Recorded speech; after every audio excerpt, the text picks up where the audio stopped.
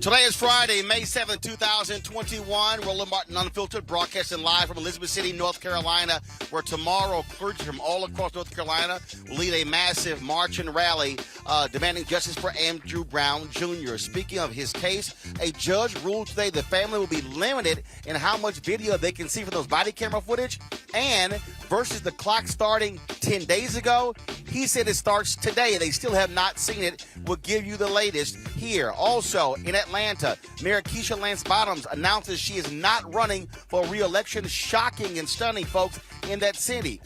What's the deal? Also, the 4 officers involved in the death of George Floyd indicted today on federal civil rights charges.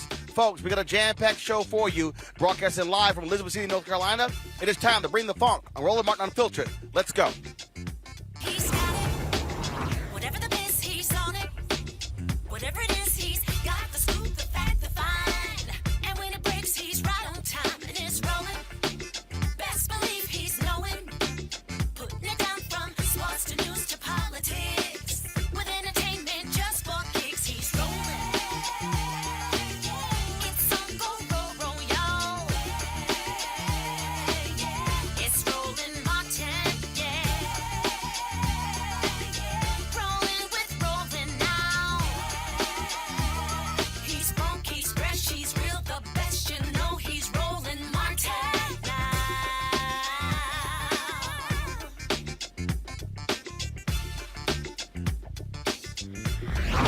Martin. Hey, folks, Roland Martin here. We're broadcasting live from Elizabeth City, North Carolina, where there's going to be a massive march tomorrow taking place in this city, and the whole focus is going to be on Andrew Brown Jr.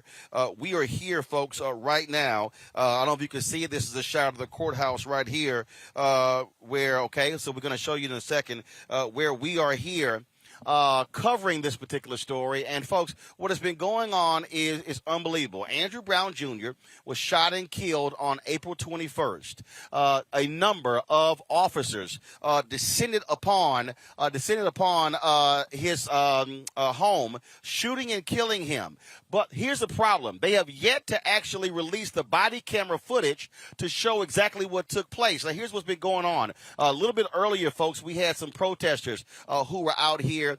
They have been protesting every single day in Elizabeth City, including a 72-year-old black woman. Every single day, she has been out here protesting. Now, we're going to try to get our drone footage to show you in a little bit, folks, because what's been happening is they actually went down the main street here. Probably was a group of about 10 or 15 protesters, but every single day, they have been protesting here in Elizabeth City, demanding justice for Andrew Brown Jr.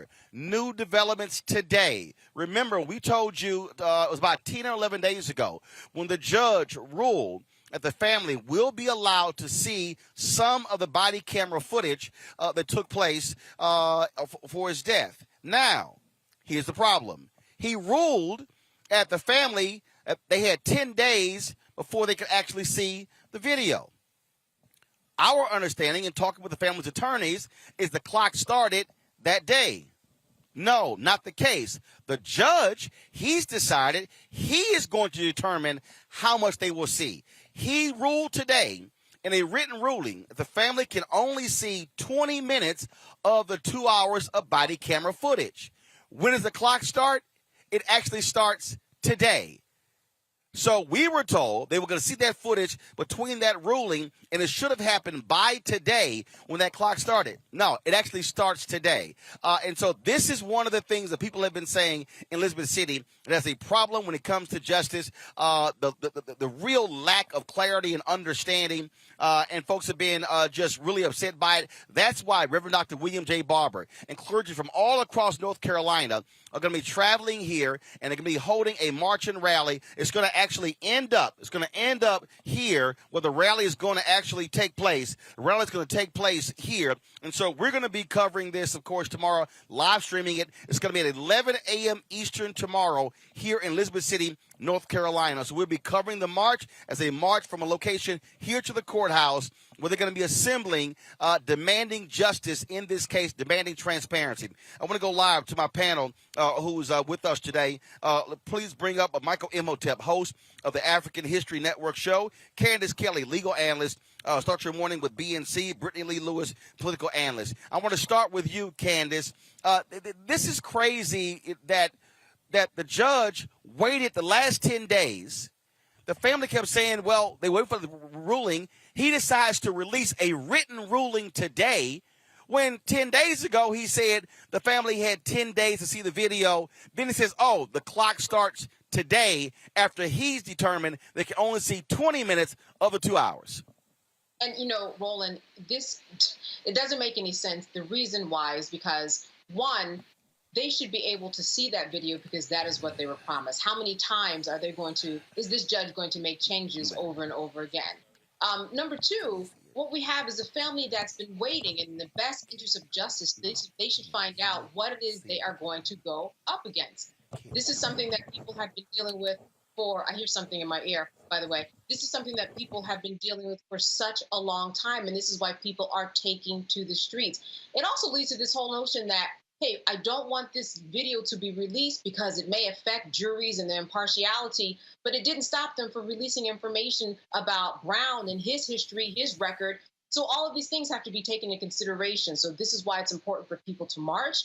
This is not obviously in the best interest of justice, and something has to be done. It hasn't happened before like this, but now we have to wonder, what are they trying to hide? What are they trying to hide? Well, and that's the thing that jumps out here, Brittany, that people don't understand. The judge had this particular decision 10 days ago. People are like, what's going on? And now he does a written ruling that lays out new instructions.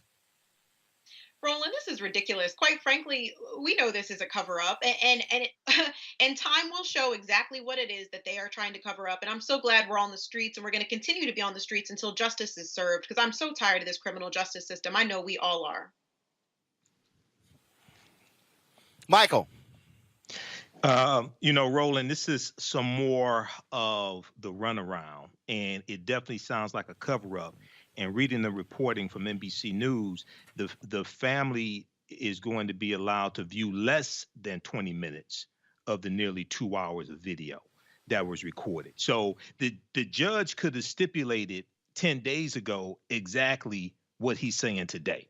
Okay. And, the other thing is, I guarantee you, if it was something exculpatory in the video, if it was something that Andrew Brown did to the officers that justified them killing him, if that was on video, that would have already been released.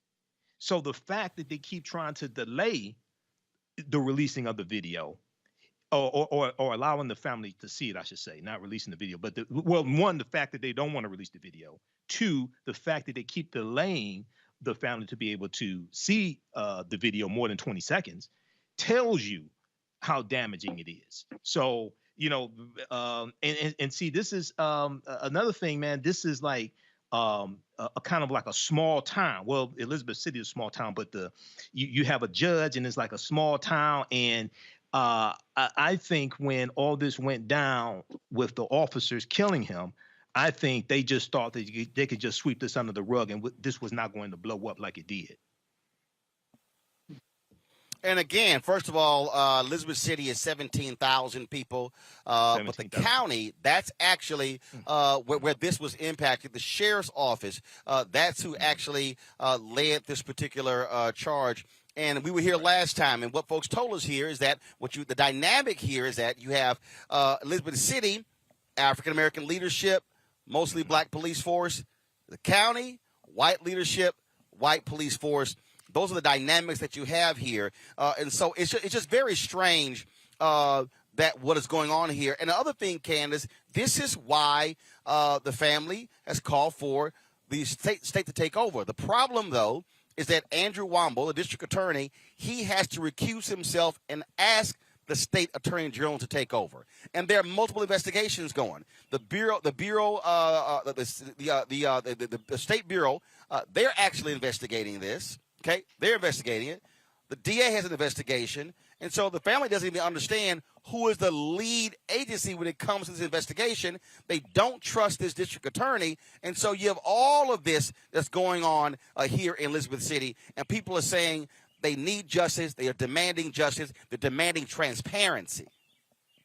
And Roland, you've mentioned something that's very important. When things get this sticky, when there's so many moving parts, things generally go to the attorney general so that they can sort them out. There's a reason why this is happening or isn't happening, and we don't know why. It also begs the question that when you release the video to the family, all right, all you're doing is releasing it to the family.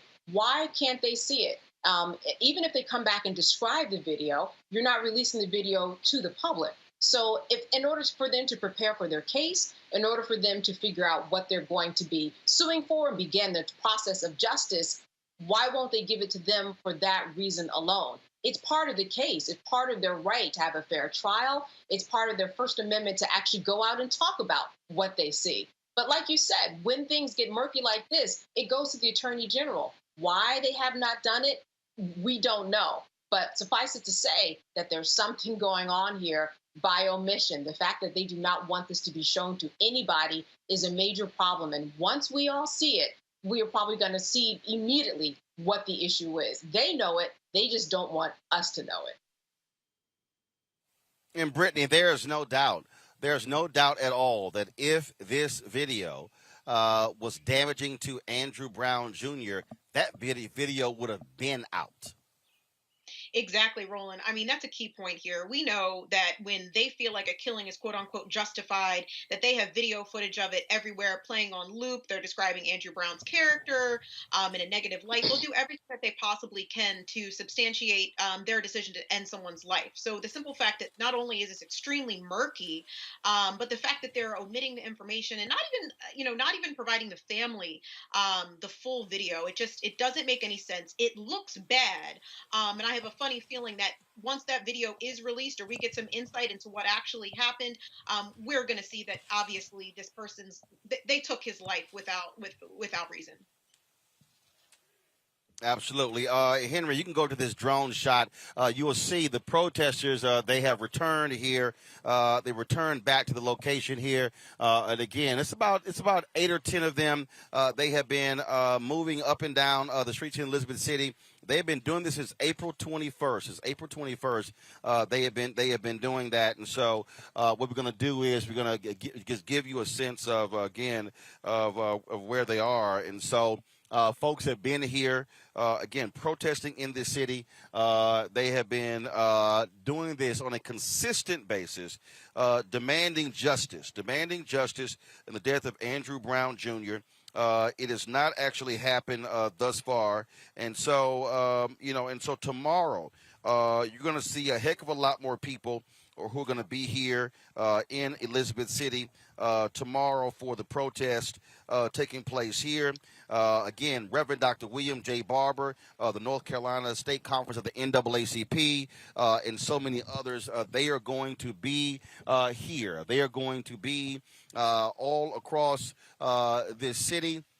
If you saw the list of pastors, it is a massive list of pastors who will be here in Elizabeth City, leading this particular protest and rally, because they say enough has not been done in this particular case in terms of enough transparency. The problem, as we have described for you, is that everything is in the hands of the DA and the sheriff's office. The interesting part here is that the sheriff has been far more forthcoming in this case than the district attorney. The DA also, remember, he announced that he's also running for Superior Court judge. That has been going on as well, and so it has been very strange, if you will, the various circumstances here, and folks certainly want that justice. As I said, tomorrow we're going to be live streaming the rally. That will be taking place beginning at 11 a.m. And so we're going to be here tomorrow live with that. We'll be streaming Roland? that across our Roland Martin Unfiltered platforms. Yes. Yeah, there's one thing I also want to point out is that this is the time where everybody behind the scenes is getting their story together. They are biding time because they don't want this to end up like another Derek Chauvin. Now we've got precedent, right? We've got precedent. People are steamrolling ahead. There's too much at stake. As you said, there's a Superior Court position that is at stake. There are people's lives that are at stake. Their freedom is at stake if they don't get this right, if you will, in terms of what it is they all need to be on the same page about. And that's another reason why this stalling tactic is going on the way it is. There's no other reason besides that, in addition to the point that certainly there's probably something on the tape that does not vindicate them, but they have to get their stories together. They do not want another Chauvin. They do not want state and federal charges and huge lawsuits, because this could crumble their town, right? Certainly they have insurance, but this is a lot of money that we're talking about for precedent cases. They want to get it right on their side. And as you see, again, this is our drone footage. The marchers are now moving towards another section of town. As I said, we were here a couple of weeks ago. This has been happening every single day in Elizabeth City, without fail, since April 21st. That they have been taking to the streets. They've been taken to the streets to keep the awareness up. You've had this, of course, it's after 6 p.m. You've had some other protests that have been going on, that have been taking place at night here in Elizabeth City. And so last time we were here, we covered one of those particular protests that took place at night. And so, they have been, look, give it to the people here. They have not been silent. They have not been just sort of ignoring what's been going on. They have been, letting their voices be heard every single day. And look, this is, as Candace said, Michael, this is what you have to have. You have to have this sort of constant pressure, because what the county wants to do, they really want folks to sort of act like nothing is going on, that, it's business as usual. And so the pressure, this is all about pressure. And that's why the march is taking place tomorrow, Michael. The sustained pressure, the constant attention, that's what they want to have happen here in Elizabeth City.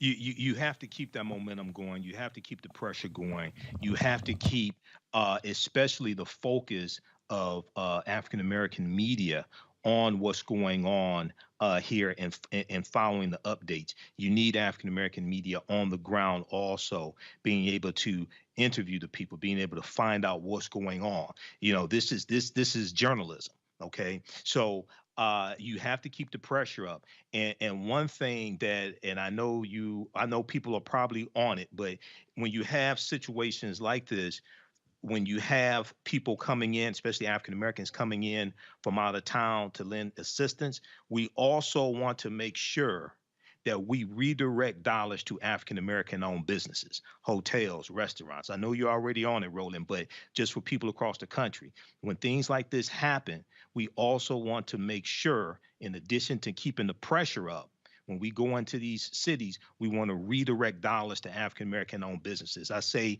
at the end of your march, at the end of the protest, march yourself down to Black owned businesses and buy them out.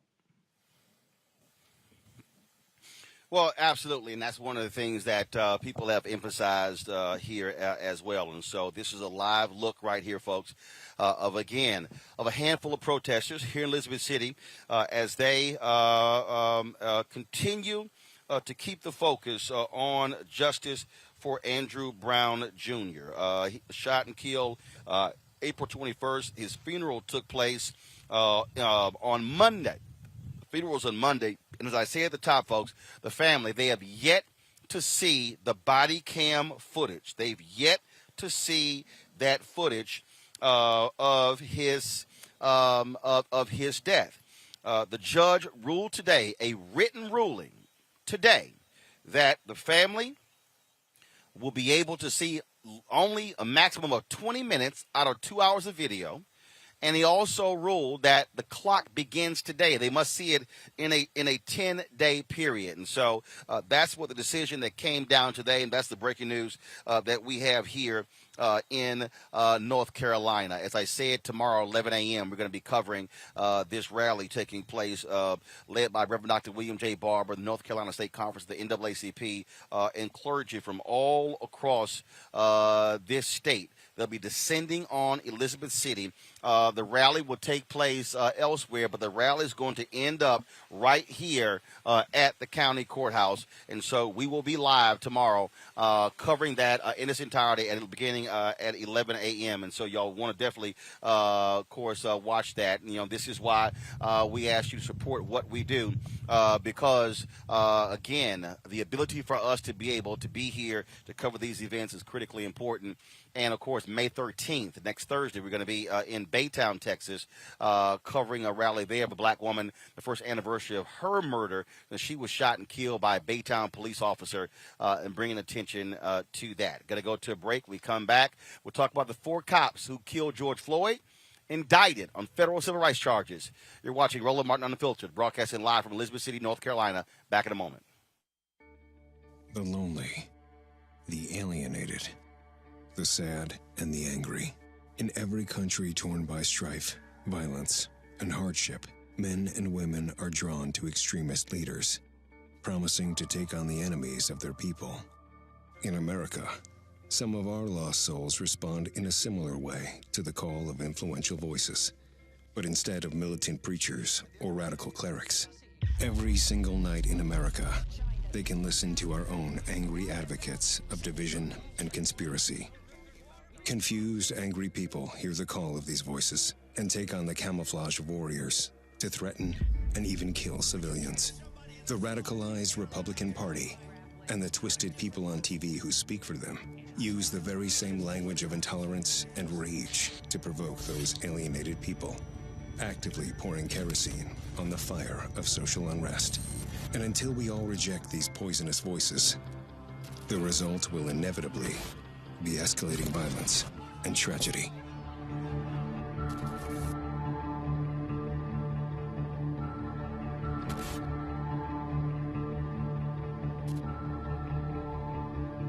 This is the year of the woman. We are here. We are capable. My optimism for our future has never been greater than now. Black women are making a difference, making history, and changing the world. Yo, what's up? This your boy Ice Cube. What's up? I'm Lance Gross, and you're watching Roland Martin Unfiltered.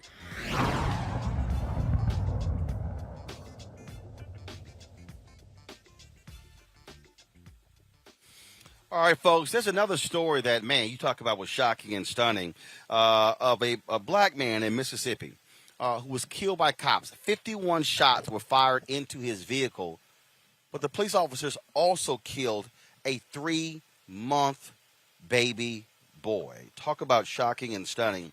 The suspect, after suspecting that he killed his ex-girlfriend, officers pursued Eric Darrell Smith, which was the child's mother, and her nephew.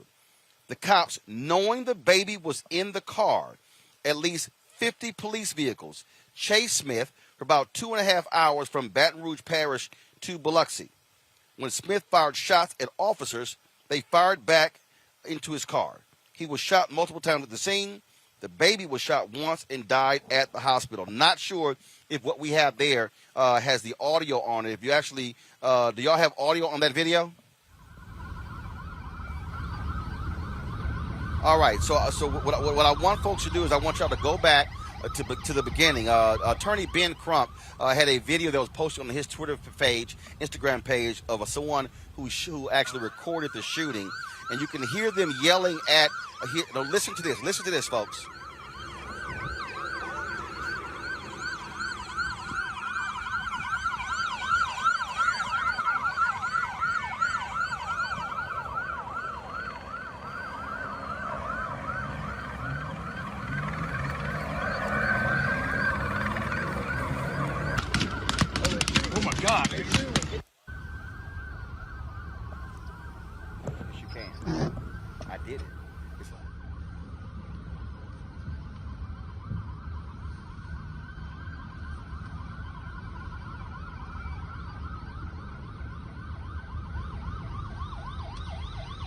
At the hospital, Michael, I want to start with you. Here's what I don't understand. I get it.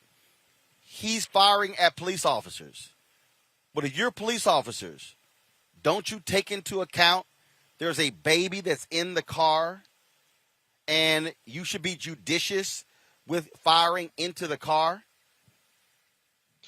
I think you would, and I think in a situation like this, we want to maybe on the next show or something like that, you talk to a panel of police officers who have experience in possibly situations like this.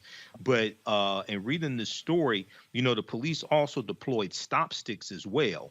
But Smith reportedly drove around them at one point. So you see this shootout take place, and there was about 50 police cars, from my understanding. It's about 50 police cars, from my understanding, that were following him. The chase goes for about 2.5 hours. So you would think they would take into account that it's a baby in the car. I would really like to see how officers handle the situation when it's a white suspect with a white child in the car. I really want to see how they handle a situation like this. But this is really a tragedy. For a number of different reasons. This is really a tragedy. Brittany, the other day we broke down the video of the police officer who shot and killed Rayshard Brooks. And we talked about what happens when an officer's life is being threatened.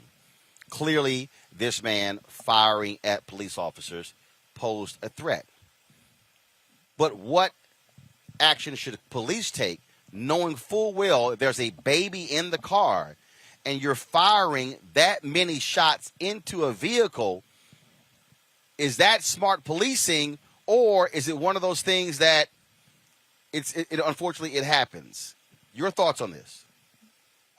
Roland, there's really no excuse. At the end of the day, if they knew the baby was inside of the vehicle, why in the world would they shoot 20 rounds into the vehicle, even if they are being shot at?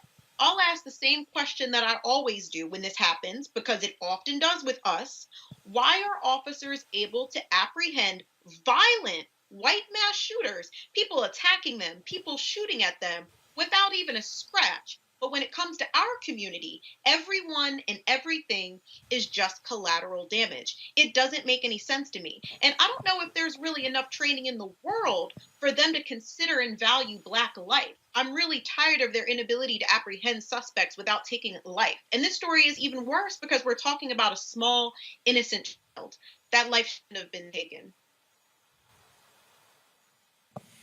Candace, look, this is one of those things where, again, 2.5 hour police chase. He's firing weapons. He's firing bullets at the cops. But there's a baby that's in the car. They know there's a baby that's in the car. I'm wondering if they could have made a decision to drive until his gas ran out. Number two, just keep on him. And, well, they did push him off the road, but, push him in a way that didn't cause him to get into an accident. Corner him in a way that he would be surrounded by 50 cars and see that it's 50 against 1. Certainly they would have been shot at, but they could have taken aim maybe at the tires of the car in order to debilitate it. In other words, a lot of tactics that they could have used to prevent this from happening. At this point, you could have had police officers come from the other way and go opposite to what they were doing to surround him completely. This wasn't just a split-second decision. 2.5 hours, they were talking, they were deciding, they were masterminding what it is they were going to do. And out of all of this, they decided that the end result would just to be firing 20 rounds. I think there's the problem. Police officers often talk about split-second decisions, but this is totally different than a split-second decision.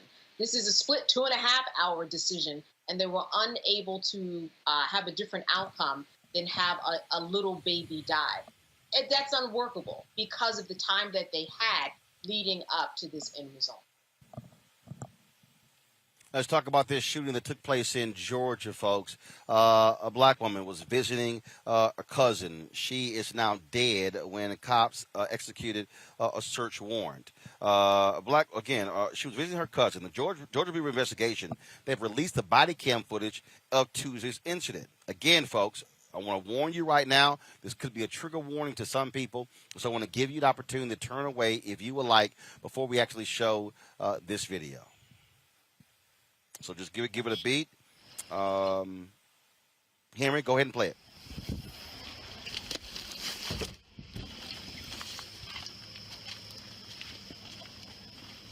You ready? Yep. Come on. I know we're here.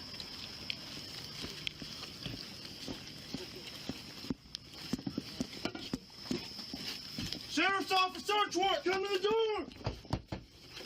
Hit it. Go.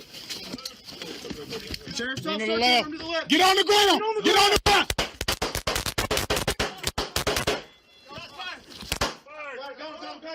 Hold it! Got one down. Two down.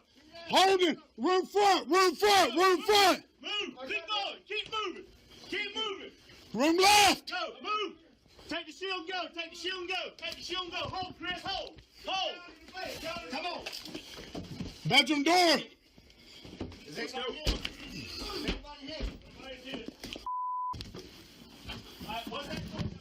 Clear. Backing out. Sheriff's office search warrant! Sheriff's office! Clear! Coming out! It's okay. Keep moving. Come on. We got to finish what we're doing. Come on, easy. Got it back door hold. All right, hold you. I'm with you. Tinted windows. Can't see through it. Want your gun? Yep. Go ahead. I got you. Go.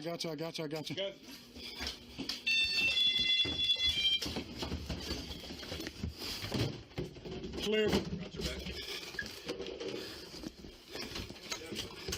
You got me? Yep. Got you.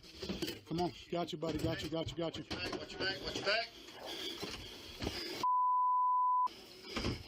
Lock from that inside. Ram up. Let's just go around. I think that makes it out. You good? Yeah. I get hit in my leg. Huh? Let me see. I'm good. I didn't get hit in the leg. Oh. Secondary. The bullet barely missed me. Who's the two shooters? Me and Mick. He had a gun in his hand, pointed. Where's the squad? Hey, y'all out. No talk. Come on. Hey, sit up. 2 feet over here first. All right. Folks, LaToya James, 37 years old, was killed. Her 46-year-old cousin, Vershawn Brown, was hospitalized with at least 4 gunshot wounds. The Georgia Bureau of Investigation say they are investigating. This was an exchange of fire between law enforcement and occupants of the home. This is the 27th deadly shooting by cops in Georgia this year. What do you have to say about that, Brittany? This is, it is. We get the executing of a search warrant, but we don't know exactly. Again, they say that it was shooting by occupants of the home. We do not know if she was firing back at officers. We don't know if she was simply caught up in the gunfire. But the reality is, she's dead. Her cousin is wounded. Roland, honestly, what is there to say at this point? I mean, like you said, this is the 27th deadly shooting by police in Georgia this year. Again, it is as if we are simply collateral damage. You can't train people into viewing us as human. You know, that could be any of us going to visit our cousin who could have lost our lives because police have failed to, execute a warrant without taking someone's life. It's unfortunate and it doesn't make any sense. Candace, from a legal standpoint, what exactly can be done? How you have officers trying to execute a warrant, but look, you want to minimize losses, and I say this all the time, and it's real. Death is death. It's finality. That's it. Her life is over. Right. There's no turning back. Well, when you have a no-knock warrant, you have to go through specific measured steps in terms of talking to people who are involved, talking to the judge, talking to the police officers so that they can say specifically, this is the warrant that we need you to okay, judge. And therein lies the problem. Number one, you don't know anything about who's in the house based upon the warrant that you got a day or two before. You might have surprise visitors. You might have a whole family that's at the house that the police officers didn't know about. And if you take a look at that video, how dark was that video? How could they even see anything? When we look at what they did in Louisville, Kentucky, and they banned no-knock warrants, that was for a very good reason. Number one, you don't have warrants that you execute at night. You can't see anything. You don't know who's there. Number two, if you are waken up in the middle of your house by someone who barges in your home, you are going to have a natural reaction to fight back. And if you have a gun, whether it's legal or whether it's illegal, you're going to use that gun and there's going to be a problem and people can die in the crossfire who had nothing to do with what you were originally involved in. And finally, this is a lower level misdemeanor, probably drug crime or offense. No one was kidnapped. There was not a bunch of children in the basement that were molested. He didn't have a harem of women that were, we're talking about drugs, right? We're talking about the war on drugs that's been going on for decades. There is no need to have this type of warrant with such vigor and aggressiveness attached to this type of a drug charge. I mean, they're making drugs, legal in states across the country. This is not something that rises to the occasion where people need to come into your house in the middle of the night and then not expect some type of an exchange. That would be inhuman, not human at all, to think that someone on the other side wouldn't act in a way that they did if they potentially were shooting. We saw it with the Breonna Taylor case. It's the same exact thing. Get rid of these no-knock warrants. Folks, let's now go to Atlanta, where a huge announcement was made today. News broke last night that the mayor of Atlanta was not going to be seeking re-election. Keisha Lance Bottoms, who held a fundraiser with President Joe Biden in March, raised $500,000, announced that she was not seeking re-election. There was initial speculation saying she'd be taking a corporate job at Walgreens. She said that wasn't the case. She gave no specific reason as to why she is choosing now to step back. This is her news conference today. This has been my highest honor to serve as mayor of this city.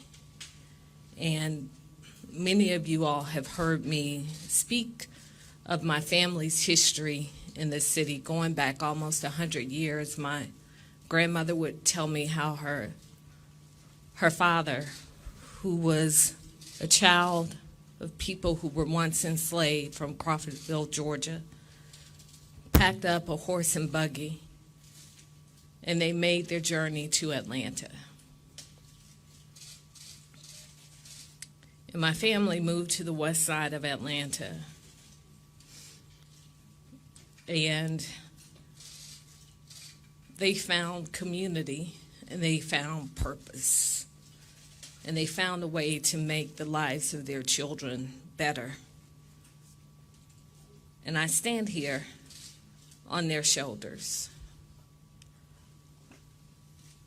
So my love for this city was a love planted in my heart long before I was formed in my mother's womb. And I wish that I could tell you there was a moment or that there was a thing. But when you have faith and you pray for God's wisdom and guidance, in the same way that it was very clear to me almost 5 years ago that I should run for mayor of Atlanta, it is abundantly clear to me today that it is time to pass the baton on to someone else. I'm reading a story in the Land Journal-Constitution right now where a close friend said that Mayor Bottoms, in her first year in office, really began to have second thoughts about why she wanted the job. In fact, this is a quote, "She just didn't have her heart in it," said one close friend. Michael, this is interesting because, and it's shocking to a lot of different people, because she barely won when she ran by a little more than 400 votes. Right. She beat a white councilwoman who was trying to become the first white mayor of Atlanta since 1972. Also, she, like I say, had the fundraiser.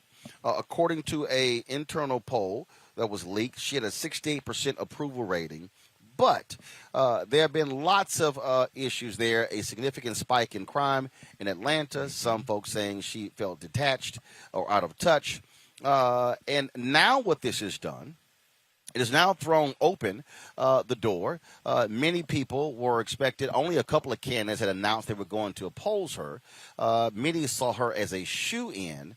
And what you have now are folks saying, can Atlanta continue having a black mayor? The state legislature, they have been trying to take control of the airport. That is the crown jewel of the state of Georgia. And, of course, one of the busiest airports in the world. And so what do you make of this surprise announcement by Keisha Lance Bottoms, who many were talking about, who turned down a spot in the Biden administration and now is saying, I want out of politics completely? Brother, on one hand, it's a shocker. On the other hand, is not necessarily a shocker when you understand the trials and tribulations of being a big city mayor. Okay, that is a hard job, and not only that, you're dealing with a dumbass governor, Brian Kemp. See, it'd be different if you got support from the governor. She really don't have support from the governor. She has a white supremacist Trump supporter who is doing the bidding of Donald Trump, signed into law SB 202, the voter restriction bill. So I've never served in political office, but I've been involved in writing public policy here in the city of Detroit. And I can tell you, man, a lot of times it's a thankless job. And then also she has small children as well.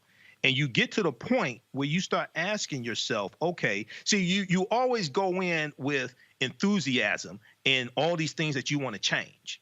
And then you get in and you see you really don't know how things really work until you really sit in that seat and you get all these different elements coming at you. Okay. And then you start getting to the point, you ask the question, is this really worth it?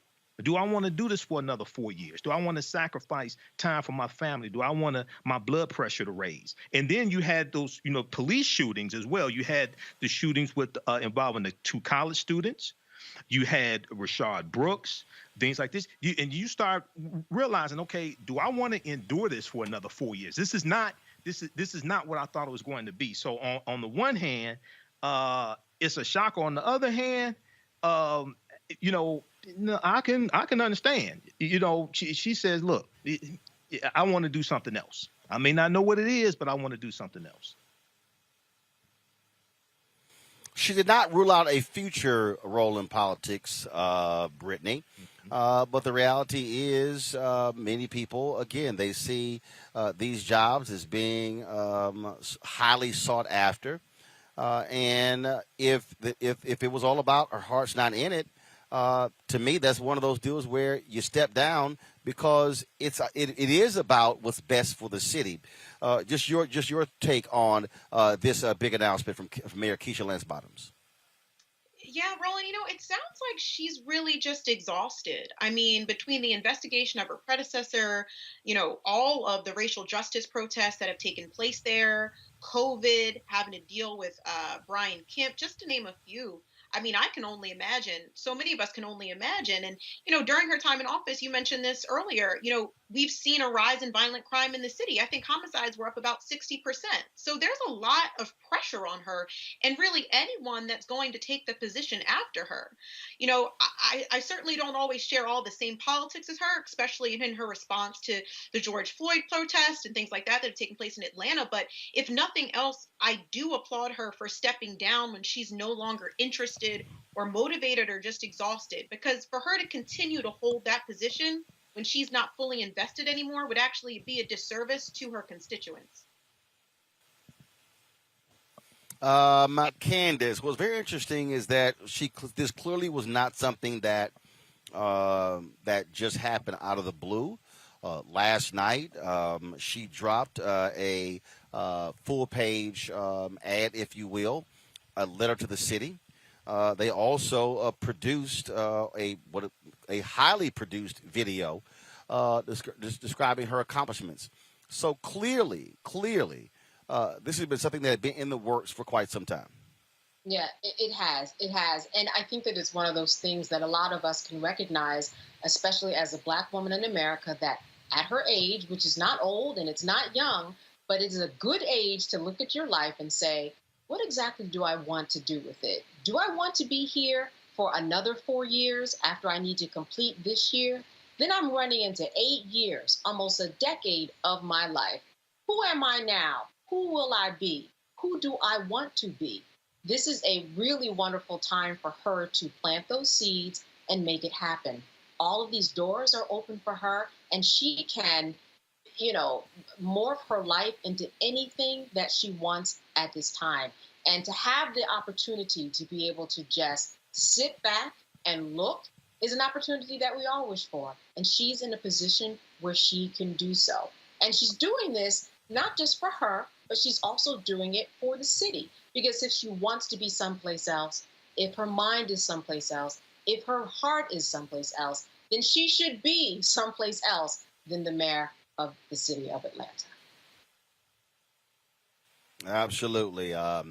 So we'll see what happens now. The question is, will Kasim Reed, the former mayor, will he run? He was a huge supporter of her when she sought the office, but the last few months he had been taking some shots at her, and privately you had some city leaders encouraging him to run against her. In fact, in that statement that she dropped, this is what she said, quote, she hit him with this: a far-reaching and ever-growing federal investigation into the prior administration consumed City Hall, leaving employees paralyzed and fearful of making the smallest mistakes, lest they too be investigated or castrated on the evening news. Ouch, Michael. Yeah, brother, she is inheriting. She's coming behind Mayor Kasim Reed. You had this federal investigation. It's no telling what's going on. Not implicating him or anything, man. But I live in Detroit, so we've been through some federal investigations before. I ain't gonna call no names, but we've been through some federal investigations before. I went to school with some of the people that were involved in the administration that was investigated. Some of them, after the investigation, it was hard for them to find jobs. So it's like, look, so, and the other thing is, okay, you got to be careful when you're the one on investigation. You kind of got to be careful about throwing shade at other people. Because I don't know if the investigation's over with. There's no telling what they're going to find. Hopefully, they won't find anything. But in Detroit, I ain't gonna call no names, but you don't know how these investigations could go. So, but I can understand her point of view, and it's just I'm telling you, man. A lot of times it's a thankless job. Seriously, it's a thankless job. People see, you make the money, you have this position, all this stuff. Brother, dealing with Negroes can wear you out. I'm just going to be honest with you. I'm just going to be honest with you, brother. It can wear you out.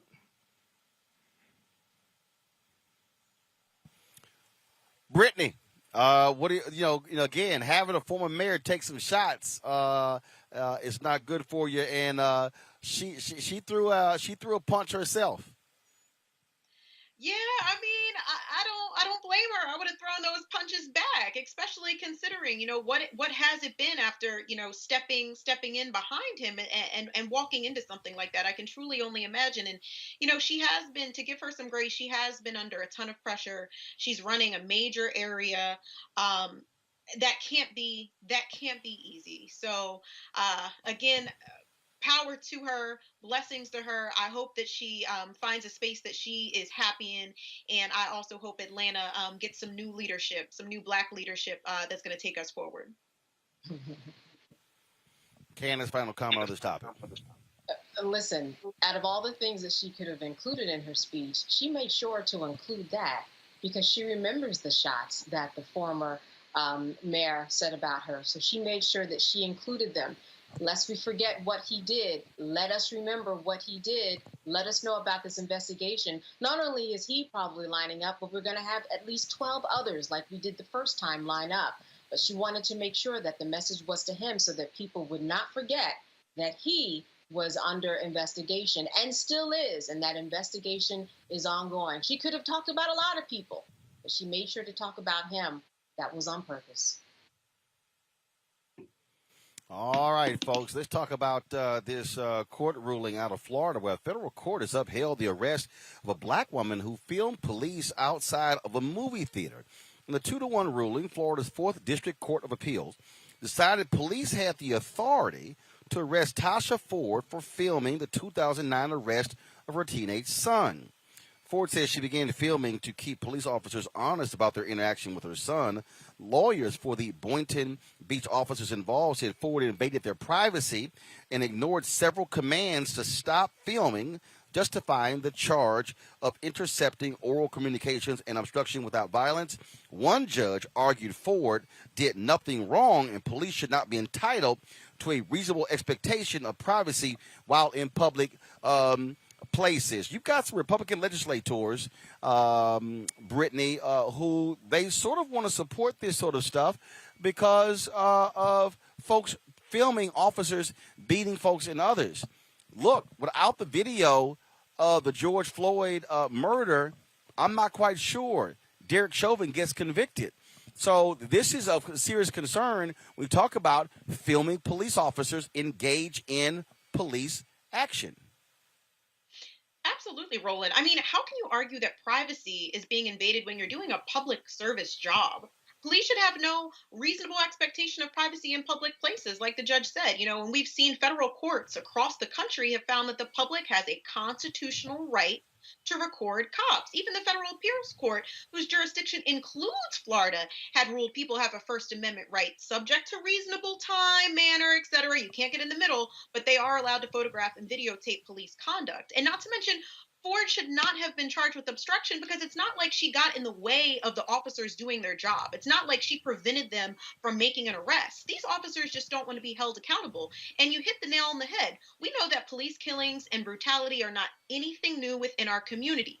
However, video evidence is one of the few things that sometimes leads to justice. And like you said, what would have happened if we didn't have videotape footage of what happened with George Floyd? We know what would have happened. We need those cameras. Candace. First of all, police officers wear webcams. Wear the body cams, right? And are forced to in many situations. Secondly, whether you are in a public or a private place, you don't have an expectation of privacy. Like was just spoken, you are serving the public. So the public has a right to see what you are doing, the same way they have the right to look at police records or come to court. We the people, when they say that's we. We are the people who are allowed to be a part of this process. When you go to someone's house, there are video cameras that are often on the streets, there are video cameras that are often in the house itself. When you are outside of someone's house on public property, look at Derek Chauvin. There were not just views of people who were there on the ground as witnesses. There were cams that were all over. There were a total of 10, including the people who were right there, those bystanders. So you never have privacy. Anytime you go down the street, there are about 9 cameras that are on you. So the question of expectation of privacy is unmerited here. And because they are servants of the public, that doesn't give them the right to say or do anything in this way, because she didn't obstruct. She didn't step in the middle. She was simply recording what was going on. She's going to appeal this again. She's going to appeal it all the way up. She will win. Terrible precedent. They would never have this because, again, we already require officers in many jurisdictions to have the body cams, and more are coming. That's what we have been fighting for. She's going to win on appeal. She's going to appeal this all the way up. Michael, about 30 seconds ago. This is a crazy case. The judges said, in short, she obstructed their investigation and processing of her son's detention, a lawful execution of their duty. How so? She's filming. They said the officers gave numerous commands to stop filming. She's not interfering. Okay, it sounds like they did not want a record of what was being done. Okay, that's what it sounds like here. So she should definitely appeal this case. She has a constitutional right to film the police. All right, folks. And, of course, today in Minneapolis, federal civil rights charges filed against the 4 cops who killed George Floyd. Huge. We, of course, had that coming down. The 3-count unsealed indictment accuses Derek Chauvin, Thomas Lane, Jay King, and Tao Thao of willfully violating George Floyd's constitutional rights as he was restrained face down on the pavement and calling for his mother. Chauvin is charged with unreasonable force by a police officer. Thao and King are facing charges of violating Floyd's right to be free from unreasonable seizure, and all 4 officers are charged for failure to provide Floyd with medical care. Chauvin, of course, is also charged in the 2017 arrest and neck restraint of a 14-year-old boy in an unrelated indictment. This kid is critically important because, again, what people don't understand, there's a very high threshold that the DOJ has to file civil rights charges. Absolutely. And this shows you that the DOJ is on the right track. Look at what they did already with Ahmaud Arbery and the shooters in that case, bringing hate crimes against them. Joe Biden said when he got into office that he was going to make these crimes, these racial injustice crimes at the top of his list. And he is doing his job. They are very busy, very stealthily. They got together a grand jury together to get together these indictments. And I think what's interesting to note that is that you have these civil rights charges, not only just this one case, but like you said, a case from years ago having to do with Derek Chauvin and a 14-year-old who was handled in the exact same manner that George Floyd was handled. One caveat here, and that is Thomas Lane. He was not indicted on all of the charges that his co-conspirators on some of the other levels were charged with, because when he was at the scene, he, at the very least, even though he didn't medically intervene, he did say twice, "This is not looking good. Shouldn't we turn him over?" Derek Chauvin said, "No, that's not an issue." And he's going to argue, because I was training under Derek Chauvin, I've only been on the force for 4 days, I'm not going to be held as liable, or I shouldn't be held as liable. So it'll be very interesting to see exactly how this unfolds with Chauvin and his co-conspirators. This, of course, is important because there were very few, a lot of others of other these cases, Brittany, very few times civil rights charges were filed against cops. Absolutely. I'm really glad that they've been indicted. I think failing to do so would certainly not be justice. And several of those officers are guilty. They did nothing to stop him, Roland. Not only did they not stop him from the excessive force that ended up in Floyd losing his life, but once they realized he was no longer moving or breathing, they didn't even offer him medical aid. This was just a complete disregard for human life in this situation. And if nothing else, I hope that it sends a message to other officers that there's potential for them to be held accountable if their fellow officers are committing a crime, or they are completely indifferent when someone, even if that someone is a potential criminal, is in the need of medical assistance. And, when I think about holding officers accountable, it makes me think about how the criminal justice system is constantly changing. Hearing about this made me think about the case in Buffalo with Officer Horn in 2006. She did do the right thing by stopping a fellow officer from using a chokehold, potentially saving someone's life. And she had been an officer for 19 years and was fired after that incident. And she only recently, and I mean this year, was reinstated. It was largely due to the outcome of Floyd's death and the Chauvin trial. So, I hope we continue to see the right type of changes going on in the criminal justice system, because folks need to be held accountable. And those quote unquote good apples that folks are always arguing, or that are in the police force, they need to continue to step up and make sure that no more lives are lost. Michael. Yeah, it's good that the federal charges are coming. And in reading about this case, you have in the case of Chauvin charged with, they were saying George Floyd should be free from unreasonable force by police. We know that federal civil rights charges is a high bar to reach, but in a case like this, they should actually do it. And it sounded like from the charges filed, they were being more creative than normal in being able to file these charges as well. And that's the difference between the Merrick Garland Department of Justice and the William Barr or the Jefferson Beauregard Sessions III Department of Justice. And not only do you have these charges, go ahead. Not only do you have these charges, but you also had two investigations to the patterns and practices of police departments announced in 5 days under Merrick Garland, and you only have one investigation in 4 years under the Trump Department of Justice.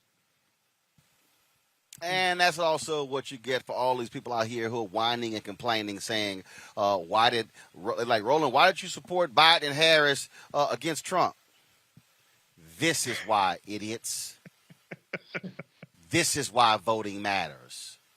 For all you idiots out there, let me say it right now, for all of you, let me be real clear, for all of you dumbasses who are sitting here saying, oh my goodness, Biden, Harris versus Trump, this is why.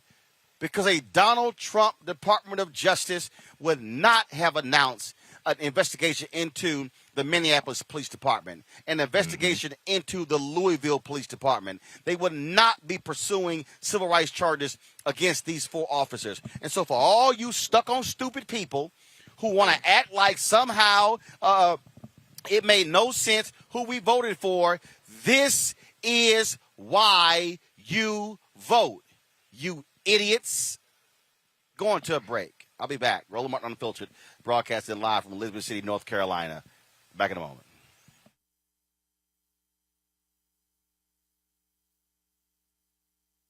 Are you trying to say that as of January 20th, that President Trump will be president? That depends on what happens on Wednesday. President Trump won this election. Do you think the election was stolen? Absolutely. At this point, we do not know who has prevailed in the election. This fraud was systemic, and I dare say it was effective. This is a contested election. President Trump won by a landslide. Hold them this way! The outcome of our presidential election was seized from the hands of voters. We have to make sure that they look into what has been the theft of this presidential election. Joe Biden lost and President Trump won. Whatever happens to President Trump, he is still the elected president. I would love to see this election overturned. No one believes that this guy got 80 million votes. It doesn't feel right. It doesn't look right. No ragtag group of liberal activists will be allowed to steal this election. The president wasn't defeated by huge numbers. In fact, he may not have been defeated at all. Over the next 10 days, we get to see the ballots that are fraudulent, and if we're wrong, we will be made fools of. Black women are fierce, brilliant, courageous, dope. Black women are making a difference, making history, and changing the world. I think about all of the Black women who have showed up to fight for justice. We are starting to finally accept all the skills and talents a woman can bring to the table. Urban One, thank you. This one is so special. Hi, I'm Kim Burrell. Hi, I'm Carl Payne. Hey, everybody, this is Sherry Shepherd. You're watching Roland Martin Unfiltered.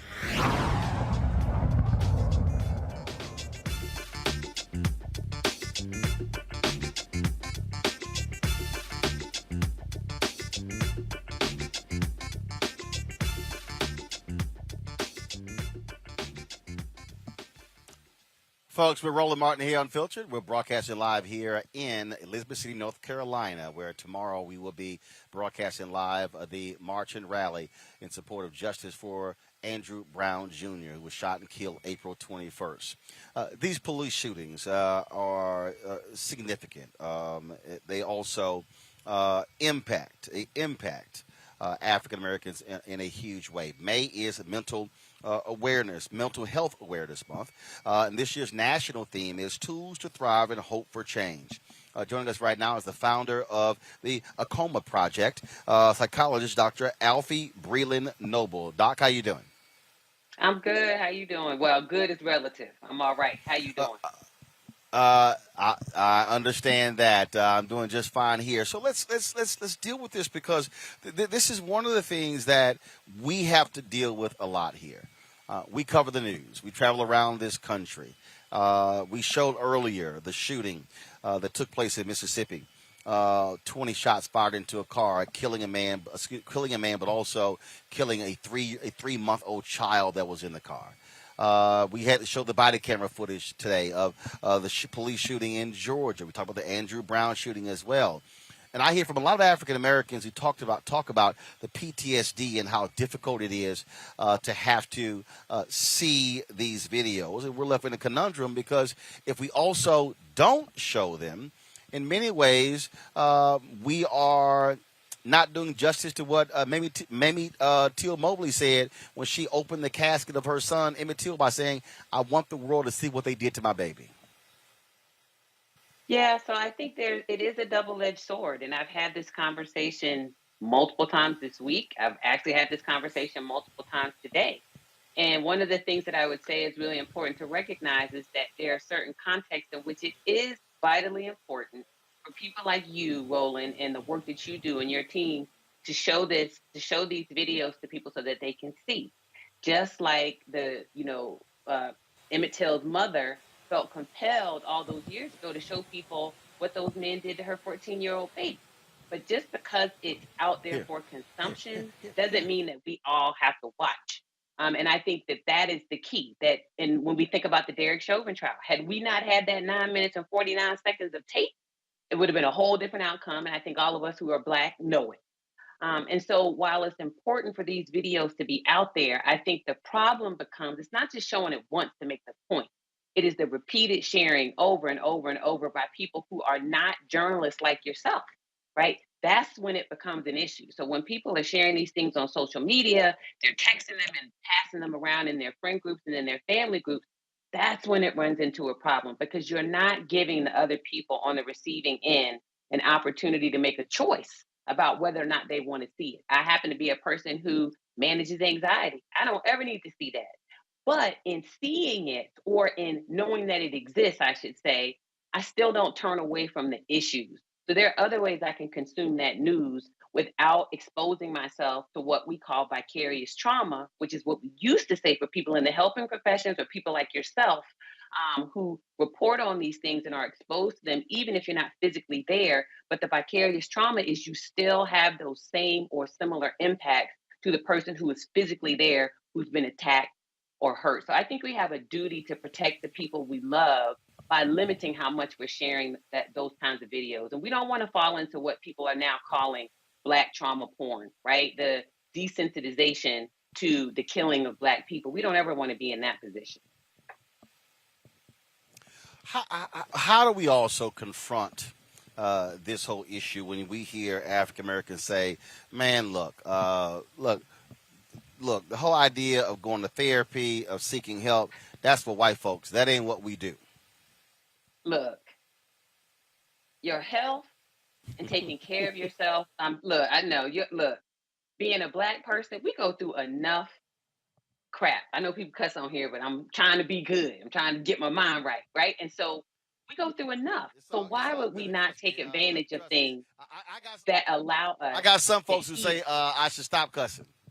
It's all good. It's all good. My dad's not one of them people. He loves you, and so you do you. I keep telling him cursing. I keep telling him cursing keeps the stress levels down. That's it. I'm telling you, got to get it out. That's it. I'm with you. Look. The doctor has sanctioned it. You do you, right? And when I'm not on here, I'm cussing like a sailor. So I'm trying to be good, right? I'm trying to put my good face on. So how can we not take advantage of those things that are going to heal us, right? So therapy is like any other tool. It's a tool. And what I always say to Black folks is, look, I understand what it means to be Black. I'm a chocolate girl. So you're not hiding the fact that I'm Black. So I understand what that comes with. At the same time, I know what it comes with. So I have a duty to take care of myself. I have a duty to the ancestors to take care of myself. I have a duty to the people coming behind me to take care of myself so I can show up fully. Therapy is just a tool. That's all psychotherapy is. So the same way people lift weights, they try to eat right, they try to have a mattress that they can sleep on and the pillows like I need that have the little bends and stuff in them so my back is not hurting when I wake up. That's all therapy is. It's a tool. So that's what I would say to people. Don't throw out tools that can be useful to you. Plus, the final thing I'll say for Black folks is you don't have to be embarrassed, but if you are feeling some kind of way, don't nobody got to know you going to therapy. That's your business. If you don't tell anybody, they don't have any way of knowing. Very true. Let's have some questions from my panel. I'll start with Brittany. Sure. Thank you so much. You've been a pleasure, and everything that you've shared has been so insightful. I wanted to know a little bit about race-based generational trauma. When I think about, you brought up the ancestors, and I think about how when we think about trauma or various reasons why we would go to therapy, I feel like a lot of the time we don't actually deal with, the racialized reality that we go through on a day-to-day basis, whether that be macroaggressions or microaggressions. So I would love if you could give us some insight about what that race-based generational trauma does to our bodies and our mental health. Absolutely. So the easiest, most direct answer to your question is there's a white woman who's done a lot of research in this area. Now, this is just this one issue. So I want to say that there have been plenty of African Americans and Black folks who've done loads of work in what we call race-based traumatic stress, racial stress, or racial trauma. So I'm not, eschewing those folks. I'm just going to start with this one idea because I think it's a concept that people can grasp onto. And that is this thing called weathering. So there's a white woman. She's a professor at University of Michigan. I forget her first name, but her last name is Geronimus, Professor Geronimus. And what she talks about is basically how there are internal physical changes to your body, to your genetic material from the experience of racial trauma over periods. And then those genetic changes get passed down, right, from generation to generation. And they call it weathering. So if you think about it, it's like a weather-beaten fence, right? If it rains and pounds and the snow is on it and it just lots and the elements get to it, it withers and it wears and it starts to crack. And that is why it's so important for us as Black people, specifically, to take care of ourselves emotionally and mentally. Because if we don't, what we see is increased cardiovascular disease, right? I'm convinced it's linked to the overrepresentation of those of us who are Black among those who suffer from different kinds of cancers, right? So that stuff is literally eating us up from the inside. So that's what that racial trauma, that unchecked racial trauma, that generational racial trauma does to us. And the denial, right, that this is the reality that we live in is hurtful because what it does is it exacerbates things like depression and anxiety And so we're looking at our children. I'm a parent of 2 teenagers, and they're struggling. And sometimes they don't even know why they're struggling. But think of how liberating it would be for our children if we said to them, look, what you're dealing with every day when you go outside, that's racism. And that's going to impact you in negative ways. And so let me give you some tools to help you combat that. I think that could do so much for our young people and for us as adults. Candace, your question. Doctor, I'm wondering, how do you see those in your field working into reimagining the police and being on the ground in some way to deal with situations that get out of hand that are really just mental health issues? Completely. So I fight this battle and have these conversations daily. One of the things I'm always talking about is, we have these systems in place. And I just had this conversation on a board meeting, I think 2 days ago. And the idea is this idea when somebody is expressing suicidality, for example, they're not talking about hurting anybody else. They're only talking about hurting themselves. And maybe they have a gun, they have a weapon. And so the people were talking to me and they're saying, yeah, we got to do an active rescue. We got to send the cops out there. We got to let them know and warn them that, someone has a gun. And I'm like, hold up. Women, I don't know about all that, because you're priming them. If this is a Black person and they show up and this Black person has a gun, I'm thinking about my 14-year-old son. You and I both know the first thing that's going to happen is not de-escalation. Somebody's going to get shot, and it's more than likely going to be the person who looks like us. And so what I say to people is we have to reimagine how to have conversations with advocates, mental health advocates, police reform advocates, mothers and fathers who've lost their children and loved ones. Those are the people we need to be talking to ask questions like, what is it that we need to do with policing to ensure that it's reformed in a way that when there is a mental health issue, people can get support? We need cultural competence training, among other things, for police. We need it for mental health workers. And then we also need things like mobile units where the first response is not a law enforcement response when someone's in a mental health crisis. It's a mental health response. Licensed clinical social workers, psychiatric nurse practitioners, psychologists, psychiatrists. Those are the people who need to be going out to deal with these issues because they are the ones who are trained in de-escalation. It can't be law enforcement because law enforcement has the same biases about mental illness as everybody. And not only that, but they're going out with weapons with those same biases. So those are some of the things I would argue we need to reform around this mental health and crisis intervention. Michael. Hello, Dr. Alfie. Thanks for coming on and sharing this important information with us. First of all, you talked about weathering. Is weathering the same as epigenetics? Yes, that's exactly what it is. It is epigenetics in the long term, but it's also in the short term. It's the physical changes to your body that manifest themselves through your health. Yes. Right, because epigenetics deals with how trauma alters your DNA and you can pass on altered DNA to future generations. Dr. Rachel Yehuda has done a lot of research in that field. And also Dr. Joy DeGruy talks about this with post-traumatic slave syndrome. So very quickly here, I do radio 6 days a week. I'm a radio talk show host here in Detroit. I covered the Derek Chauvin trial every day, watched all the testimony, then talked about it at night on my show. And I was mentally exhausted from it. I know I suffered from trauma. What somebody like me, somebody like Roland, we cover this daily and read about it.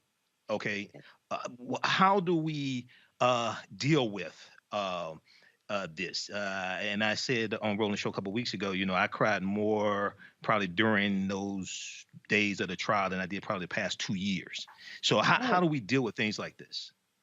Yes, and so the first thing is what you just said, right? So you from the D. I got a lot of love for the D. I'm a Howard University grad, so all the people I admired and looked up to were from the D. And so, it's a thoughtful question. I really appreciate it. The first thing is what you've already done, which is acknowledge that it's an issue.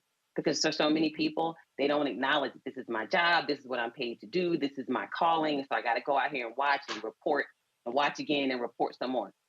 So once you acknowledge that it's an issue, then what I always tell people is you have to set an intention and make a plan to do something different. What does do something different look like? It's baby steps. It's not you jump out here and say, okay, I'm not going to report the news for 2 weeks because I just need a break, because you might not be in a position to do that. But what can you do? You can do things like add things into your routine, good sleep hygiene, good eating habits, right? Just basic stuff, exercise, going out into nature. And then you can continue to add other things that feel a little bit more clinical, but are not quite going to see a mental health professional. So that might be journaling, that might be meditation, right? That might be deep breathing. Those are the kinds of routines you want to add into your, I guess, your regular day to day, so that you give yourself an opportunity to decompress. And then the final one that I always love to tell people, because it's simple. Every time you're going from point A to point B in your day, so for example, from home to getting into the studio, that needs to be decompression time. When you leave the studio and you're going back home, whatever that is, that might be home, the bedroom to the kitchen, however it's working under quarantine. Right. You have to give yourself time to decompress and transition, because if you don't give your brain those breaks, you're on one continuous loop of that stress. So those are some of the things that I would recommend. And just very quickly, one of the things I do is I watch Andy. I'm sorry. Go ahead, Roland. Mike, you take too much time, Mike. I'm sorry, we got another Roland. guest waiting, my brother, Dr. I'm sorry, Dr. Roland. Alfred Breeley Noble. I appreciate it. Tell your daddy I said what's up. And tell everybody I said hi. And we thank you for all your advice and your tips. My pleasure. Y'all take care. I appreciate it. Thanks a lot. I do have to talk about this here before I go to our Education Matters segment. Folks, this story out of Massachusetts, which is it's just strange. 16-year-old black girl found hanging from a tree with a belt around her neck. What's crazy is that the folks there say, oh, she committed suicide, but there hasn't been a real investigation. In several social media posts, Michaela's mother blasted Hopkinton police for moving too slowly and calling her daughter's death a suicide so quickly. She is black, member of the LGBTQ community. Many have called her death a hate crime. The Middlesex District Attorney called Michaela's death an unspeakable tragedy and denied allegations that local police engage in a cover-up. This is one of those things that, first of all, how do you quickly decide that's a suicide if you don't have a real investigation, Candace? There's no way that they can have that type of, calling of it. How do you know? There has been no investigation, and therein lies the problem. And that's been the problem for so long in terms of crimes that happen to Black people, especially when you're talking about someone from the LGBT community and someone who is a woman, because we know that these are crimes that often especially go unnoticed when it comes to the crimes that police just don't pay attention to. So this is something that her mother is doing the right thing. She sees that there are gaping holes in the investigation, and she's filling them the same way that people on the streets are going to fill them tomorrow. In terms of Mr. Brown, and this is what we have to do across the board. We have to fill in the gaps where the justice system does not work, and she's doing the right thing, because there's no way that you would know what the outcome would be unless you've done the investigation. You put the cart before the horse. And so this is what has to be done. The exact thing that her mother and others are doing. What's strange here, Brittany, is the medical examiner said, quote, there's been no final conclusions reached on how she died. So how are authorities calling it a suicide? Roland, I just pray that the family gets answers and closure, because, as Black folks, we always have to worry that officers will not do a thorough investigation. And I think particularly in these type of cases where someone is hanging, they will rule it a suicide as opposed to a lynching. Let's just call it what we all think it is. And I think in this case, especially considering that she was in an altercation with folks in the building shortly before she died. I know that's the first thing that came to my mind. And I think in regards to lynching, we continue to think about this as something that's in the past, but this is a problem that's never really ended.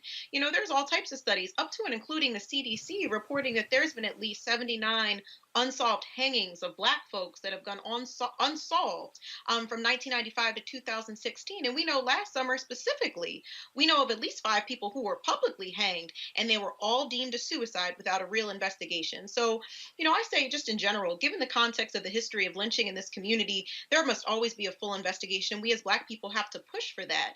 And even in the rare case that this is a suicide, and it being Mental Health Awareness Month, it's important for us to still do a full investigation to understand if this was a suicide, what are the statistics and what is happening around depression and suicide for Black folks.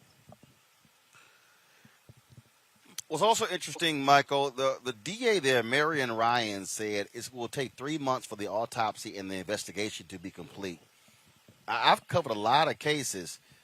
I ain't never heard where the autopsy takes 3 months. Something is not right with this, Roland. It's a number of different things wrong. It sounds like they're trying to sweep this under the rug, okay? And you're dealing with someone who belongs to at least two marginalized groups, African American and LGBTQ.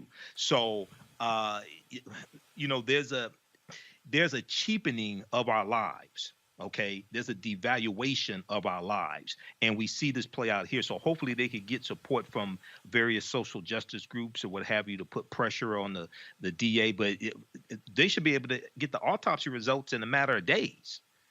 They shouldn't have to wait 3 months for the autopsy results. I know they have to do the investigation, but this is crazy. Absolutely. That makes no sense whatsoever, so we'll certainly add this to the list of stories, and we're going to continue watching. Got to go to a break. We come back, folks. LSU has its first black president. Also, North Carolina making it easier for parents to send their kids to private school, and a new HBCU infrastructure bill. All of that next in our Education Matters segment right here on Roland Martin Unfiltered, broadcasting live from Elizabeth City, North Carolina. We'll be back in a moment. You see what's happening. It's not just in Georgia. It's here in Florida and in 43 states across the country. Last year, I had my voting rights restored with an assist from the Florida Rights Restoration Coalition. I did it for myself, but also for my future. Having children, I realized I could make a difference. So I got my voting rights restored, got registered to vote, and I got my vote in through the Postal Service since I was working out in California during the football season. Now, they're trying to undo that, and the hard work of so many others. They're taking away drop boxes, making it hard to vote by mail, and they're still trying to make returning citizens pay for a poll tax just to vote. Now that we know what they're trying to do, let's stop them. Here's how. Call your legislators, call your members of Congress, and start by signing our petition at morethanavote.org/protect. The fight is not over. It's just getting started. Help us, help you, and protect our power. White supremacy ain't just about hurting black folk. Right. You got to deal with it. It's injustice. It's wrong. I do feel like in this generation, we've got to do more around being intentional in resolving conflict. You and I haven't always agreed. Yeah. But we agree on the big piece. Yeah. Now, conflict is not about destruction. Conflict's going to happen.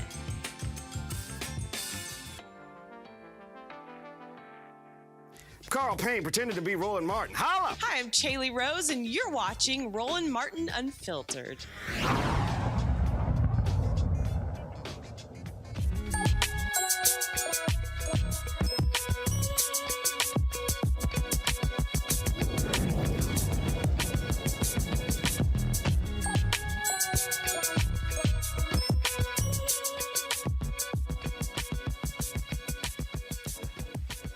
Big congratulations to William Tate IV. He is the first black president in Louisiana State University history. Also the first black president of a school in the Southeastern Conference. He was the executive vice president for academic affairs at the University of South Carolina. The board voted 15-0 to hire Tate after interviewing two other finalists.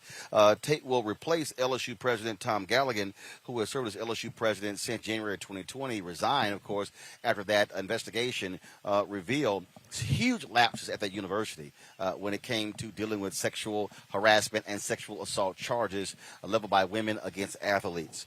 Also, folks, Senator Tim Scott is working with Congresswoman Alma Adams on an infrastructure bill for historically black colleges and universities. They're co-sponsoring the Ignite HBCU Excellence Act. The bill would help schools preserve historic buildings on their HBCU campuses, provide high-speed internet, and support for virtual teaching. And so we will see if that bill makes it through the Senate as well as the House. Folks, one of the things that we talk about on this show all the time, we believe in every form of education. Public school, private school, traditional school, charter school, magnet school, home school, online, you name it. How can our kids get best educated? In North Carolina, there's an effort underway to help parents send their kids to private school. Joining us right now is Representative Raymond Smith out of Raleigh, North Carolina. Representative Smith, how you doing? Doing fantastic, Roland. How are you today?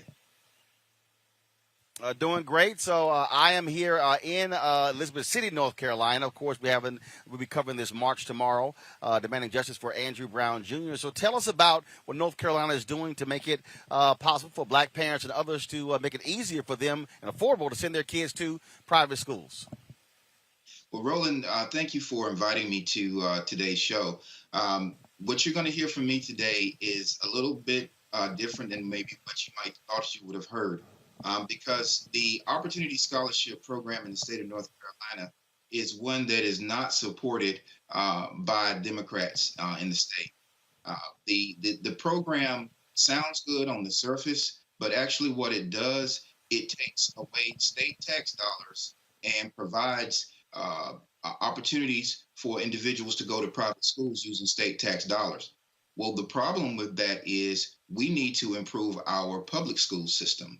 And those opportunity scholarships are not full scholarships. So individuals still will have to pay their fair share in order to attend these schools. But at the end of the day, what we want is a public school system that is fair and equitable. And of course, that's part of our state constitution.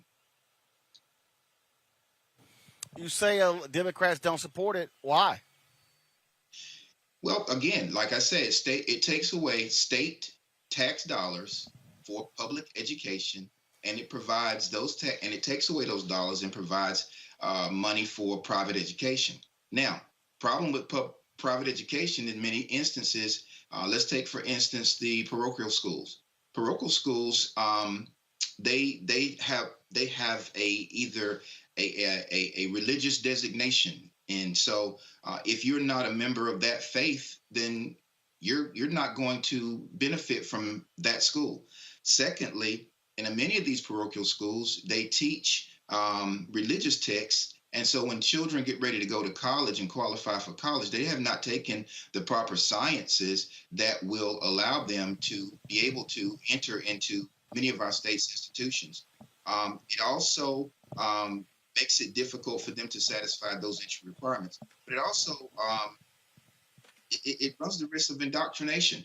You know, you have freedom of religion here in the state of North Carolina, but when you look at parochial schools, they have a tendency to force individuals or coerce individuals into one religion or another, and that's something that we look at. Also, in regular private schools, teachers do not have to be certified. There's no requirement for that your child will receive an education from a certified teacher. Teachers go to school and they go to great lengths to become certified in order to become teachers. Also, the school does not have to be accredited. There's no accreditation requirement for private schools. So how many of us went to college and the first thing an employer asks is the school that you went to, was it accredited? So again, these are all things that we have concerns about. And lastly, private schools are not held to the same education standards as public schools. They don't have the same testing requirements. So here's the question. So here's the question. Who gets these scholarships? Are these scholarships for low income? Are they open to anybody in North Carolina? Who gets to qualify for these opportunity scholarships? The scholarships are open to individuals who earn up to 278% of federal poverty, which is a $72,000 a year for a family of four. And that voucher program has just been increased by this latest bill, HB 32, which now will include more families. And so those individuals who qualify under that poverty level will then be eligible for these grants. Questions from my panel. Brittany, you first. Your question for Representative Smith. Sure. Thank you so much, Representative. I appreciate everything you said, and our politics certainly align as I too agree that we should be not putting a temporary fix or a Band-Aid to a larger problem, and we should be investing in our public schools. As someone who's been an educator, how do we get our community members, especially those who have children that are enrolled in failing or public schools, to recognize that they should actually continue to push for better public schools, continue to push for additional funding going into public schools, as opposed to just wanting to find a quick fix solution by moving their child, let's say, into a private institution? Well, that's a very good point, and it's a difficult challenge because the most egregious part of all of this is our public school systems are run in many cases by members of a political party that do not espouse to public education. So your boards of education, your legislatures in these especially here in the state of North Carolina, your county commissioners who are responsible for teacher supplements, all of these things go into the mix. And so when we talk about how do we get parents on board with providing support for and lending their voices to this effort, it begins with addressing these issues. We have to vote for individuals who absolutely espouse to public education. And at the end of the day, there's one other piece to this private school piece also.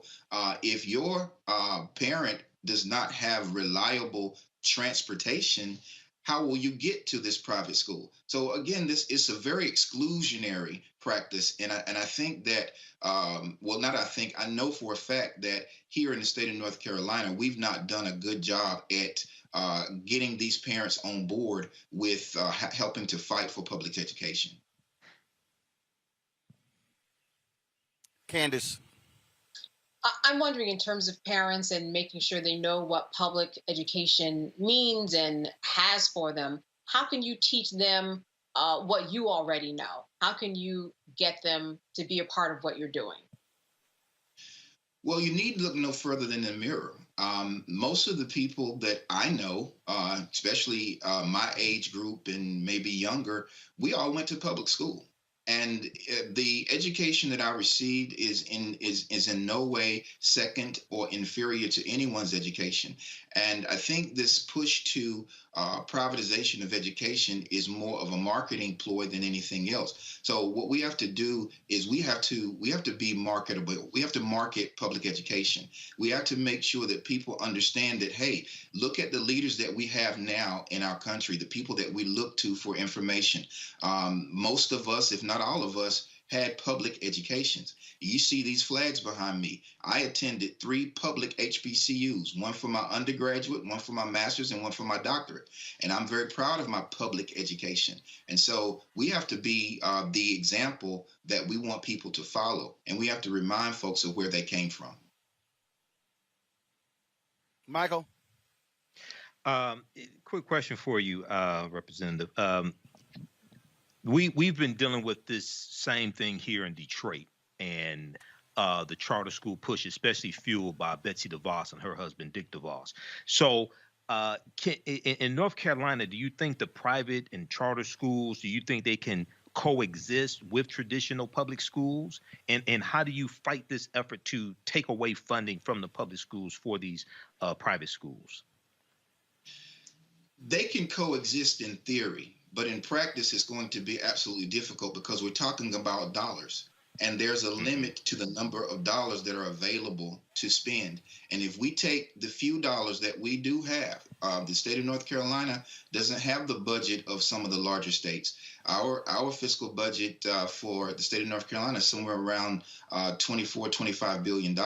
So that's not a lot of money. And so we're constantly fighting with the Republican delegation over corporate tax cuts. That's another cut into the possibility of education. We instituted a lottery here in the state of North Carolina years ago. People ask me all the time, well, what happened to the lottery money?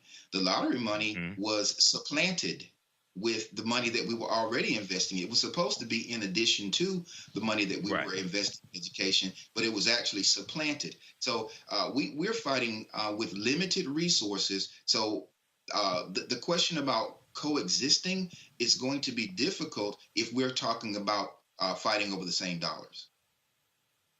Thank you. So here's the question. The bill has the bill passed, been signed into law? No, the bill has not been signed into law. It passed the House. Has yet to pass the Senate. The Senate is probably going to review the bill, and the governor will, of course, have the last say on this bill. We do not expect the governor to sign this bill, and I think we need to go back to the drawing board and really sit down and talk about what is best for the state of North Carolina going forward. At the end of the day, it's the children that matter, not we politicians, us old fuddy-duddies who've had our day in the sun. It's time for us to really focus on the children and their needs. All right. Well, I certainly appreciate it, Representative Smith. Thank you so very much. All right. Thank you so much. All right. Thanks a lot. All right, folks. Pandemic. We see people are getting their vaccines. Folks are now returning out when it comes to going to parties. Concerts are returning, things along those lines. But also, how is dating going to be different in a post-COVID world? Joining us right now is relationship coach Bishop Greg Davis. Bishop, how you doing? Roland, I'm good. How are you, sir? Doing great. So what advice and counsel you do have for folks out there who are trying to figure out how to date in this post-COVID world? First of all, thank you for having me. I think this is a time where a lot of people are very hesitant about getting out here, but I think that it's kind of like, of course, I pastor a church, and right now we're in a virtual space, and we are in, of course, the building. And I think it's going to be the same thing when we get back to dating. I think people are going to have hesitancy. So I know there's a lot of dating apps starting. I know that people are dating online. I know that people are using Facebook, Instagram to get to know people. And I think we're still going to kind of be in the virtual space in addition to people getting back out. But I think there's still going to be hesitancy. They might even be asking for those vaccine cards before they talk to somebody.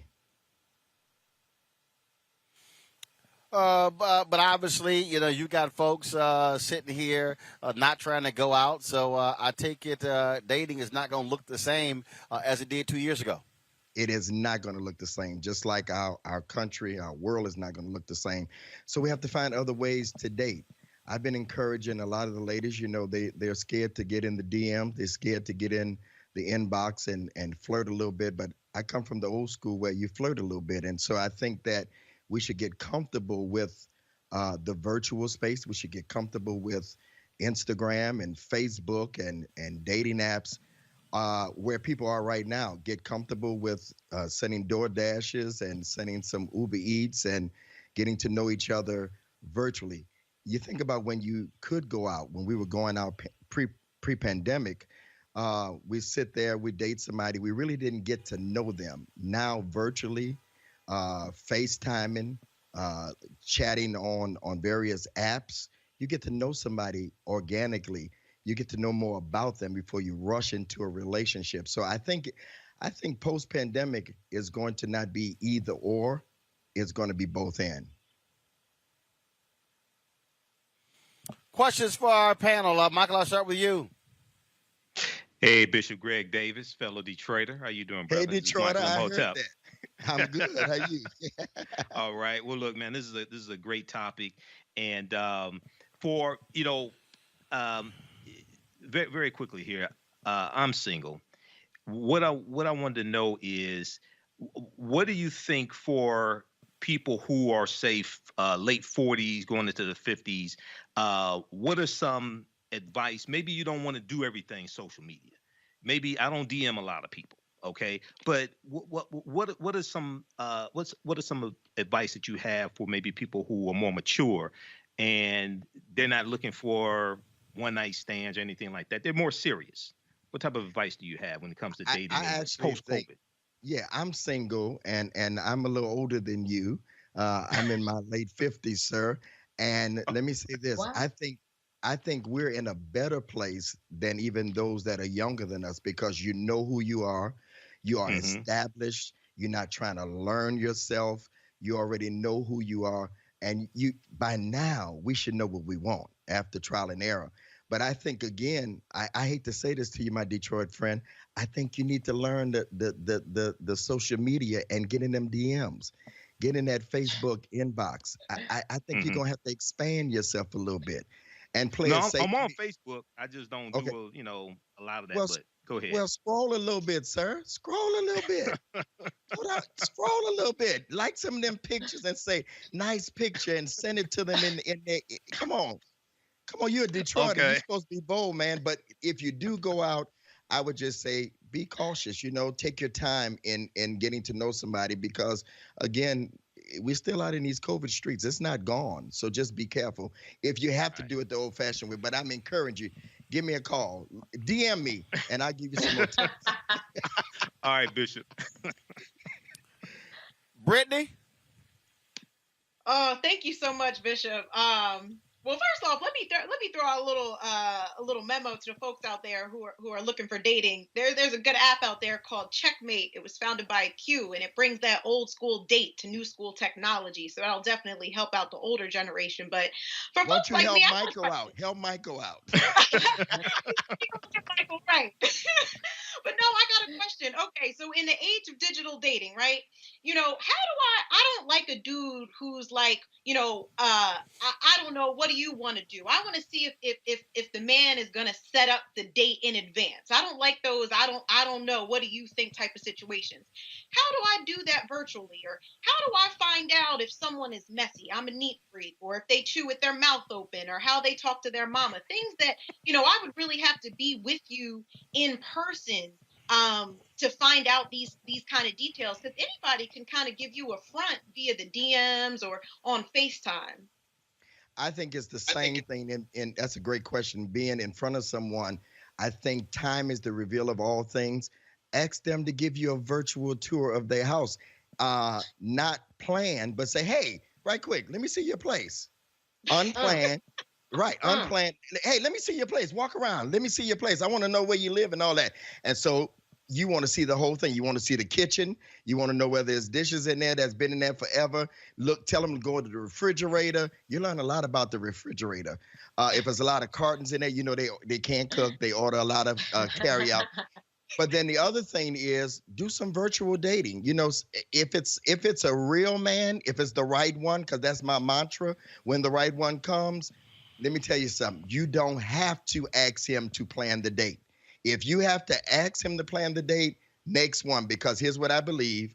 Dating is data. You get data, and you can get data from talking to them the first time. If they don't do what you want them to do, move on. It's getting data until you find the data that you want.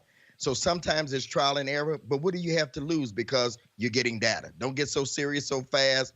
Move on if they don't talk the way you want them to talk.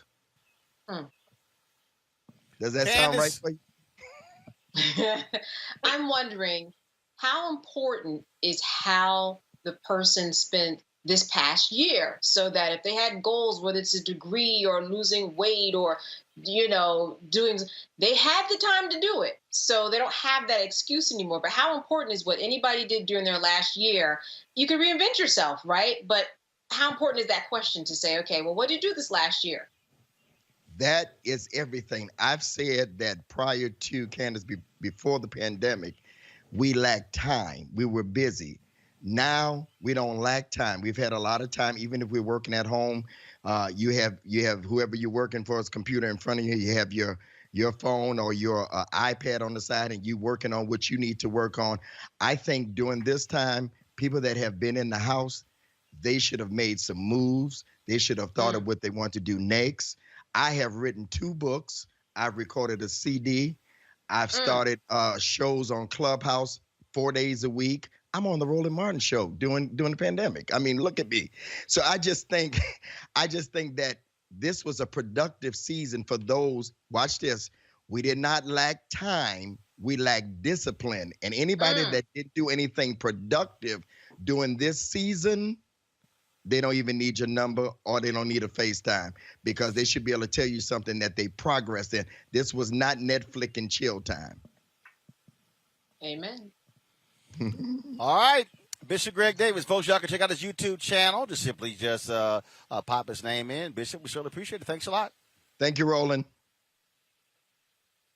All right, folks, don't forget tomorrow, 11 a.m. Eastern, right here in Elizabeth City, North Carolina, we'll be live streaming the march and rally of pastors from all across this state demanding justice for Andrew Brown Jr. His family attorneys will be here. His family will be here as well, and we will be live on that. Also, tomorrow, before we go live, I'm going to be actually on Tiffany Cross's show, Cross Connection, on MSNBC, so you want to check that out about 10:40, and so look forward to that as well. And don't forget, folks, if you want to support what we do, your resources allow us to be able to travel to places like this, like here, to cover the news, please do so by supporting us. Cash App, $RM Unfiltered.